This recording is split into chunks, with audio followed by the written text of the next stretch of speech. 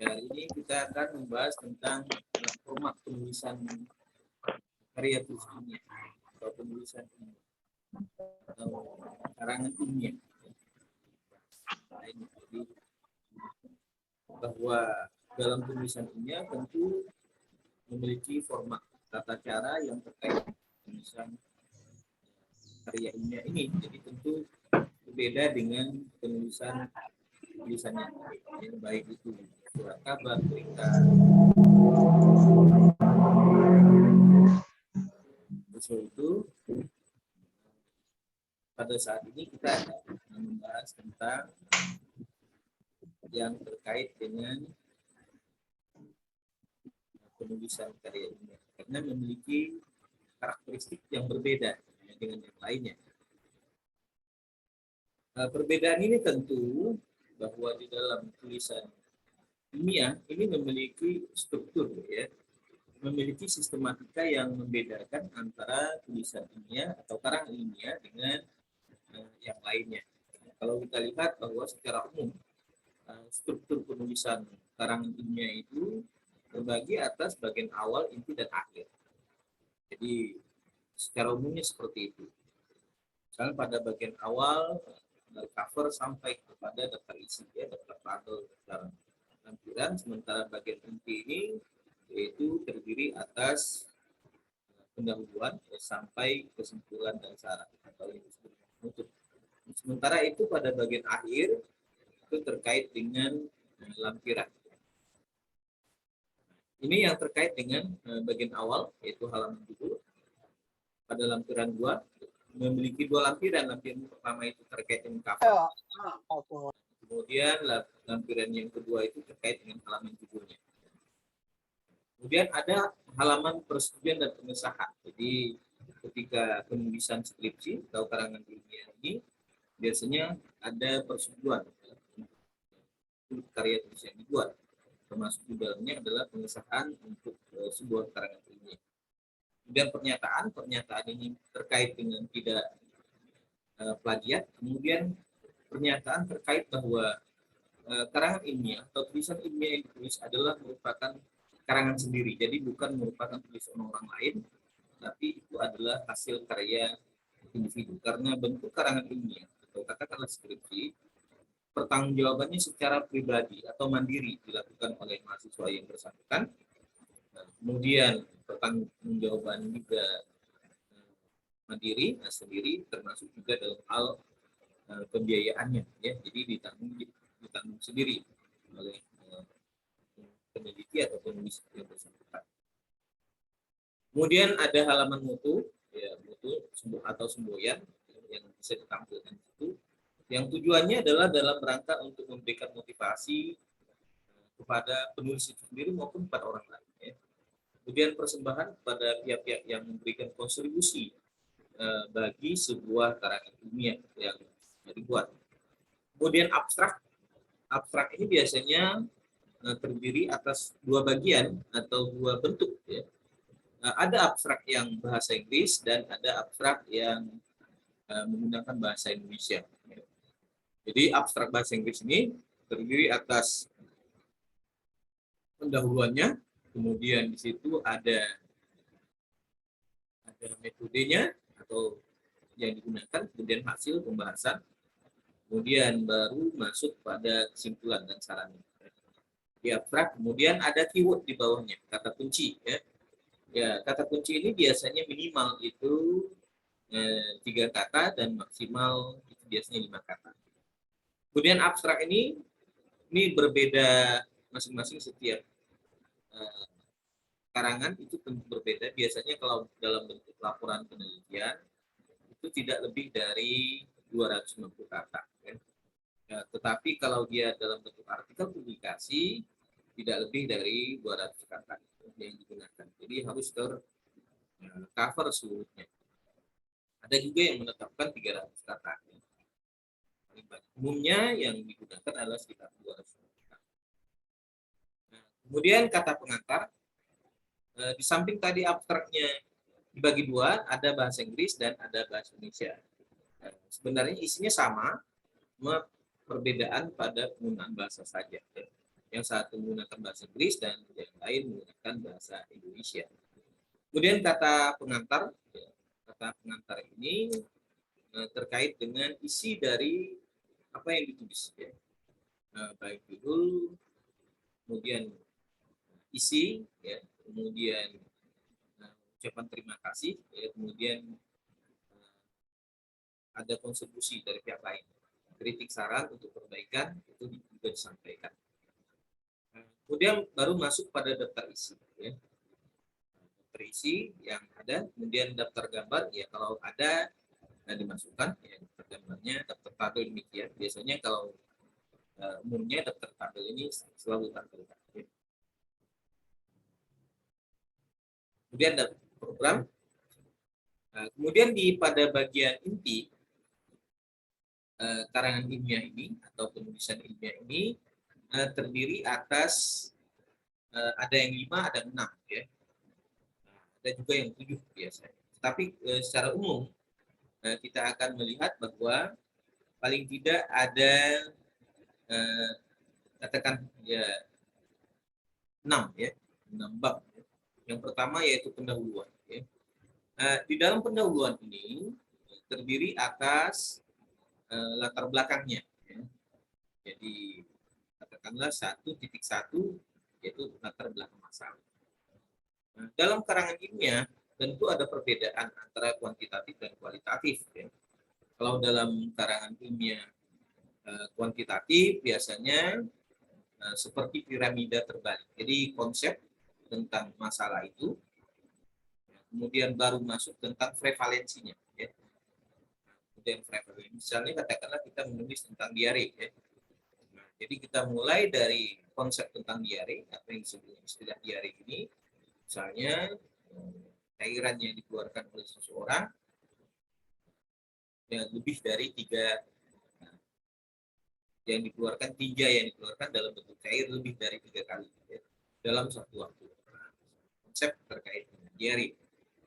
Kemudian prevalensi diare di dunia, di negara mana yang dominan diare. Kemudian baru masuk pada prevalensi diare yang ada di Indonesia, kemudian di Kalimantan Barat, kemudian kabupaten. Misalnya kalau kita Kuranawati misalnya di Sanggau, ya di Sanggau, kemudian di wilayah kerja puskesmasnya. Kalau penelitiannya di wilayah kerja puskesmasnya. Ya. Kemudian baru perumusan masalah. Ya. Di dalam perumusan masalah ini dibagi menjadi 2, yaitu pernyataan masalah dan pertanyaan penelitian. Ya. Yang dimaksud dengan pernyataan masalah ini adalah terkait dengan desain dan desolet, ya, antara harapan dan kenyataan. Harapannya adalah yang ideal, ya, ya sesuatu yang diharapkan, sesuatu yang seharusnya terjadi. Sementara desolennya, tadi desain desolennya adalah kenyataannya. Ya, misalnya tadi harapannya bahwa orang tidak, atau katakanlah balita tidak terpapar atau tidak menderita diare, ya. Karena diare itu akan membahayakan kesehatan balita yang memasuki masa pertumbuhan. Apalagi sekarang informasi yang terkait dengan pencegahan diare, makanan yang menyebabkan diare, kan sudah begitu banyak informasi yang tersedia, termasuk di dalamnya adalah tempat pelayanan kesehatan yang ada di hampir di setiap daerah itu sudah ada. Ya. Tetapi kenyataannya meskipun semua sarana kesehatan, informasi tentang kesehatan itu ada, ya, kasus itu ada sampai saat ini dengan jumlah kasusnya sekian. Nah, ini yang terkait dengan desain, ya. Yang terkait dengan pernyataan masalah. Harus ada desain dan desolet, antara harapan dan kenyataan. Nah, sebagai contoh misalnya pada Bapak Ibu yang ahli jalur ini, ya seharusnya masa studi bisa 2 tahun, ya, ditempuh bisa selesai, tapi kenyataannya 3 ada 4 tahun, ya. Nah, itulah yang disebut dengan masalah. Ya, padahal sudah belajar gigi, aktif mengikuti perkuliahan baik yang online maupun membeli berbagai buku referensi untuk bahan belajar, tapi kenyataannya masa studinya begitu lama dan panjang. Nah, inilah yang disebut dengan harapan dan kenyataan. Ya. Kesenjangan antara harapan dan kenyataan disitulah kemudian baru timbul pertanyaan penelitian. Ya, jadi pertanyaan penelitian itu ada apabila ada kesenjangan antara harapan dan kenyataan. Nah, kemudian baru masuk tujuan penelitian. Nah, tujuan ini dibagi menjadi dua, yaitu tujuan umum dan tujuan khusus. Ya. Nah, di dalam tujuan umum tadi sesuai dengan pertanyaan tadi. Misalnya kalau terkait dengan diare, misalnya terkait dengan bagaimana perilaku ibu dalam mencegah kejadian diare pada balita. Misalnya pertanyaan ya, seperti itu. Kemudian tentu penelitian itu adalah untuk tujuannya adalah untuk mengetahui perilaku pencegahan diare pada balita. Dan inilah yang sebenarnya menjadi judul dari sebuah penelitian. Jadi di tujuan umum itu ditarik dan itu menjadi sebuah judul penelitian. Jadi hubungan perilaku dengan kejadian diare pada balita. Jadi hubungan perilaku ibu dengan kejadian diare pada balita. Kemudian baru pada tujuan khususnya, ya. Tujuan khusus jadi kalau dia terkait dengan perilaku maka ada 3 aspek yang ada di dalamnya, yaitu pengetahuan, sikap, dan praktik. Ya. Nah, itu pengetahuannya kita. Diare, ya, kemudian sikapnya tentang penyakit diare dan praktik atau tindakan yang terkait dengan diare. Apa saja yang harus. Nah, kemudian baru masuk pada manfaat. Ya. Nah, manfaat ini terkait dengan manfaat teoritis atau yang biasa disebut dengan manfaat akademis. Ya. Jadi sama saja istilah itu, baik itu disebut sebagai manfaat praktis maupun manfaat akademis, itu sama istilahnya. Itu perbedaan istilah saja, tapi sebenarnya memiliki kesamaan. Nah, di dalam manfaat akademis atau teoritis ini terkait dengan kontribusinya terhadap ilmu kesehatan masyarakat. Jadi konsep dari ilmu kesehatan masyarakat itu terdiri atas 3 hal, yaitu promotion, prevention, dan protection. Ya. Jadi upaya peningkatan kesehatan, pencegahan, dan perlindungan. Jadi itu yang ada. Jadi terkait dengan perilaku maka lebih banyak pada perilaku pencegahan. Ya. Nah, perilaku pencegahan, kontribusi penelitian itu adalah untuk mencegah terjadinya diare pada balita.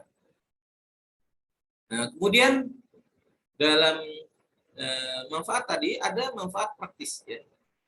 Manfaat teoritis berkaitan dengan kontribusi terhadap pengetahuan, khususnya ilmu kesehatan masyarakat. Sementara manfaat praktisnya itu terkait dengan yang melaksanakan itu. Siapa saja yang terkait dengan manfaat praktis? Itu saja ibu balita atau ibu yang memiliki balita. Nah, kemudian ada puskesmas, ya, yang membuat program pencegahan. Kemudian ada yang terkait dengan misalnya dinas kesehatan yang akan membuat program untuk program pencegahan. Misalnya kalau diare pada balita terjadi katakanlah epidemi. Ya. Jadi pada musim-musim tertentu terjadi epidemi. Ya. Maka ini bisa dilakukan upaya pencegahan. Nah, kemudian yang berikutnya keaslian penelitian, kemudian ruang lingkup. Kalau keaslian itu penelitian atau katakanlah penelitian yang relevan itu yaitu penelitian orang lain yang memiliki kesamaan atau kemiripan dengan penelitian. Kemudian masuk pada ruang lingkupnya. Tentu ruang lingkup terkait dengan kesehatan masyarakat, khususnya dalam upaya pencegahan. Ya. Pencegahan dan peningkatan kesehatan. Mungkin juga kalau ada perlindungan, ya perlindungan. Pada bagian kita masuk pada bagian bab 2 yang terkait dengan inti, yaitu tinjauan pustaka, landasan teori atau kajian pustaka. Ya. Kemudian yang terkait dengan konsep tentang diare itu sendiri. Kemudian tadi konsep diare, cara penularan dan sebagainya, ya, etiologinya, misalnya tanda dan gejala, ya, cara penularan dan sebagainya, termasuk upaya pencegahan. Ya. Kemudian baru masuk tentang, karena terkait dengan perilaku, maka kita harus masukkan teori yang terkait dengan pengetahuan. Nah, dimasukkan, dibahas di situ pengetahuan dan sikap, dimasukkan di situ, kemudian praktik juga dimasukkan di situ. Nah, kemudian baru masuk bab metode penelitian atau bab 3, ya. Tentu yang terkait dengan bab 3 atau metode penelitian ini yaitu desain penelitian, populasi, sampel, ya, termasuk nanti definisi operasional, kemudian instrumen, termasuk analisa data, ya, termasuk dalam etika penelitian. Ya. Yang berikutnya adalah pada bab 4 atau hasil. Ya. Hasil ini yang disajikan baik data, ya, yang terkait dengan tabel univariat maupun tabel bivariat, ya, yang bisa ditampilkan. Ya, bisa yang univariat, bivariat. Ya, kalau skripsi biasanya hanya pada tingkat bivariat saja. Ya. Nah, kalau tesis itu sampai multivariat. Ya. Ya, kalau disertasi dia sampai mixed method, ya, itu kuantitatif dan kualitatif. Nah, kemudian hasil penelitian ini disajikan berdasarkan pada kuesioner yang ada, yang Anda buat, kemudian Anda tampilkan terkait dengan variabel-variabel penelitian tadi, misalnya tadi terkait dengan pengetahuan, sikap, dan praktik. Demikian juga dalam pembahasan pada bab 5, ya, dibahas sesuai dengan variabel tadi. Variabel pengetahuan, sikap, dan praktik dengan kejadian yang diare pada balita. Kemudian bab terakhir adalah kesimpulan dan saran. Ya. Nah, dari penelitian tentu itu yang Anda masukkan adalah variabel-variabel mana yang diteliti, kemudian yang berhubungan. Misalnya tadi baik variabel yang berhubungan maupun tidak ada hubungannya Anda tampilkan saja di kesimpulan. Nanti sarannya itu dimasukkan pada manfaat praktis. Ya. Kemudian pada bagian akhir terkait dengan daftar pustaka. Ya. Kita menggunakan APA, ya, Association Psikologi Amerika. Nah, biasanya orang menyebutnya istilah dengan catatan perut, ya. Jadi di tengah-tengah, tulis nama, kemudian tahun, ya. Itu ditulis. Kemudian di lampiran, lampiran bisa kuesioner, bisa gambar, bisa origin, daftar riwayat, nah, itu peneliti atau penulis. Nah, jadi ini yang terkait dengan ambang tujuan tadi, kata pengantar, latar belakang tadi, perumusan metode, kajian teori, penutup, ya, kemudian bagian akhir. Sekarang kita masuk format dan penataan penulisan. Ukuran kertas margin yang digunakan ya biasanya adalah A4, ya, 80 gram. Nah, ini yang sering digunakan. Ya. Jadi naskah ditulis, kemudian jaraknya itu 2 spasi. Ya. Tidak boleh bolak-balik, ya, hanya satu bagian depan saja. Ya. Gunakan dengan menggunakan software buat processing, ya, dengan time roman 12 pt, atau biasa kita gunakan huruf yang sesuai dengan petunjuk. Ya. Nah, kemudian di margin atau pias, ada pias kanan, pias atas, ya. Nah, batas kiri itu untuk penjilitan biasanya 4 cm, ya. Atas, bawah, kiri, kanan biasanya 3 cm untuk luas, ya. Nah, kemudian fasilitas word processing ini jadi sekaligus untuk menampilkan apa yang Anda tulis. Misalnya kalau kita lihat stylenya pada bagian definisi style, bagian tulisan atau definisi style, ya. Heading 1 bab 1, font type New Roman 22 pt, bold spacing before 0 pt, after 20 pt, spacing one line, alignment center. Nah, ini yang terkait pada bab. Ya. Demikian heading pada subbab, yaitu front time New Roman 14 pt, dengan bold spacing. Jadi sebelum 12 pt, kemudian sesudahnya 12 pt ya, spacing lain. Kemudian subbab sama hurufnya ya, tapi di sini ditulis dengan frontnya Time New Roman ya. Kemudian subbab ya, front Time New Roman 12 pt ya. Kemudian normal paragraf ya. Nah, ini terkait dengan style, kemudian bagian penulisan, penomoran ya. Jadi demikian juga normal bernomor, kutipan, skrip judul, dan skrip tabel, kemudian paragraf bernomor, kutipan langsung, misalnya kalau nomor bernomor, normal bernomor, misalnya pada paragraf bernomor. Yang digunakan adalah fontnya Time New Roman 12 pt, kemudian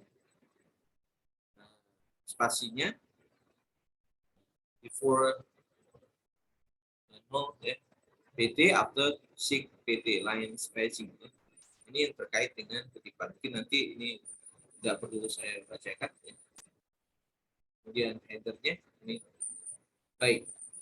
Terkait dengan tata tulis tadi memang sudah sesuai dengan panduan skripsi nanti yang dibagikan kepada Anda ya. Jadi menulis sebuah karya ilmiah memang harus berlandaskan pada pedoman penulisan. Karena itu dalam sebuah penulisan karya ilmiah sebagai karangan ilmiah itu harus menggunakan bahasa-bahasa yang baku, termasuk dalam sistematika penulisan dan pedoman yang dijadikan sebagai petunjuk di dalam penulisan. Kemudian bahasa dan penggunaan tanda baca, bahasa yang digunakan adalah ejaan yang disempurnakan EYD. Kemudian merupakan bahasa yang singkat, tepat, dan tidak multitafsir. Misalnya kalau kita menuliskan tentang bisa, ya, nah, jadi sebaiknya dihindari bisa, karena bisa kemungkinan besar artinya racun juga bisa, ya. Jadi ular berbisa atau bisa.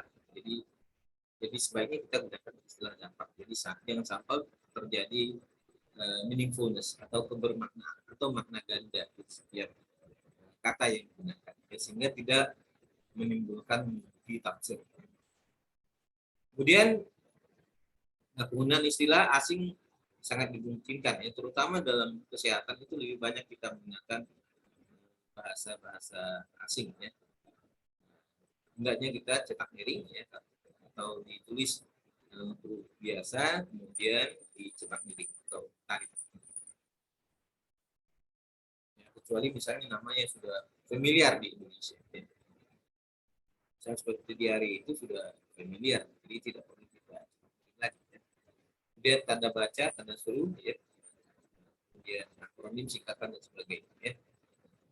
Ini terkait dengan tanda tulis, misalnya tanda koma digunakan di antara unsur dalam suatu pemerincian atau pembilangan yang mengakhiri suatu pernyataan, misalnya IG atau example. Nanti masuk menggunakan kata keyboard mouse dan scanner. Nah, jadi ini menggunakan bahasa Inggris. Nah, tanda koma digunakan untuk memisahkan kalimat setara dari kalimat setara berikutnya yang didahului dengan kata-kata tetapi melainkan dan kata tunggu lainnya. Kata koma juga digunakan untuk mengambil keterangan tambahan. Misalnya, contoh seperti di atas. Di atas itu mesti dikasih jarak, jadi jangan sampai menyatu, karena itu menunjukkan tempatnya di atas suhu 250 derajat Celcius. Ya, seharusnya 25 itu Celciusnya berada di atas ya. Itu saja materi kita.